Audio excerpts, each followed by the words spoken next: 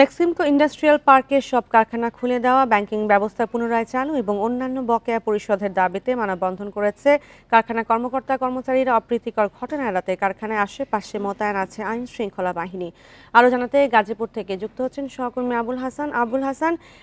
কর্মসূচি কিভাবে পালন হচ্ছে এবং তাদের কি কি দাবি রয়েছে?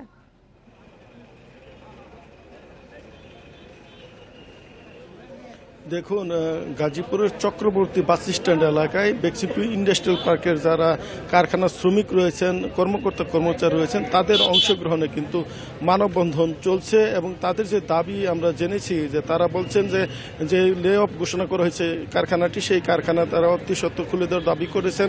ব্যাংকিং যে কার্যক্রম সেটি যারা চালু করা হয় সেই দাবি তারা তুলেছেন এবং সেই দাবি আদায়ের লক্ষ্যে কিন্তু আজকে মানববন্ধন কর্মসূচি পালন করছেন। আপনাকে যদি দেখাতে চাই, এখানে কিন্তু যে মানববন্ধন কর্মসূচিটি শুরু হয়েছে সেটি কিন্তু সকাল 10টায় শুরু হওয়ার কথা থাকলেও সকাল 9টার আগে কিন্তু এখানে হাজার হাজার শ্রমিক, কর্মকর্তা কর্মচারী এবং সাধারণ মানুষ এখানে সামিল হয়েছেন। তারা কর্মসূচিতে যোগ দিয়েছেন এবং স্বতঃস্ফূর্তভাবে তারা এই কর্মসূচিতে যোগ দেয়। এখানে কিন্তু চক্রবর্তী এলাকা থেকে নবীনগর যে সড়কটি রয়েছে সেই সড়কের এক পাশে কিন্তু দীর্ঘ মানব প্রাচীর বলা চলে, সেই মানব প্রাচীর কিন্তু সৃষ্টি হয়েছে এবং এখানে শান্তিপূর্ণভাবে এখন পর্যন্ত কিন্তু সেই কর্মসূচি চলছে। এবং আমরা কারখানার কয়েকজন শ্রমিকের সঙ্গে কথা বলেছিলাম, কর্মকর্তাদের সঙ্গে কথা বলেছিলাম।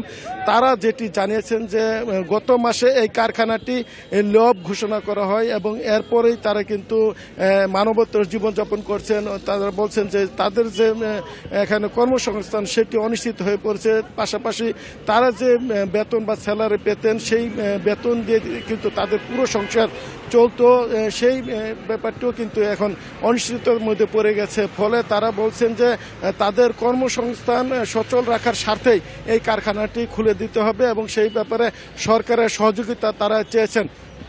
পাশাপাশি সাধারণ মানুষ এখানে অংশগ্রহণ করছেন।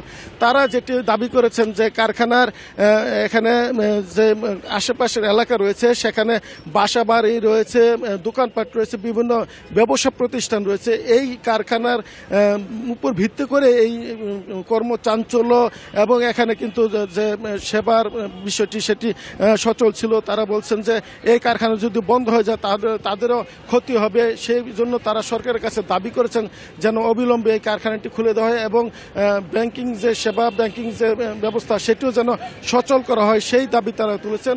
এবং এখন পর্যন্ত আমরা যেটি দেখেছি যে শান্তিপূর্ণভাবে কর্মসূচি চলছে। অপ্রীতিকর ঘটনা এড়াতে এখানে কিন্তু পুলিশ ও আইনশৃঙ্খলা বাহিনীর সদস্যরা দায়িত্ব পালন করছেন। এই ছিল গাজীপুরের মেক্সিমকো কারখানার সর্বশেষ পরিস্থিতি নিয়ে খবর। গাজীপুর থেকে যুক্ত হয়েছিলেন সহকর্মী আবুল হাসান।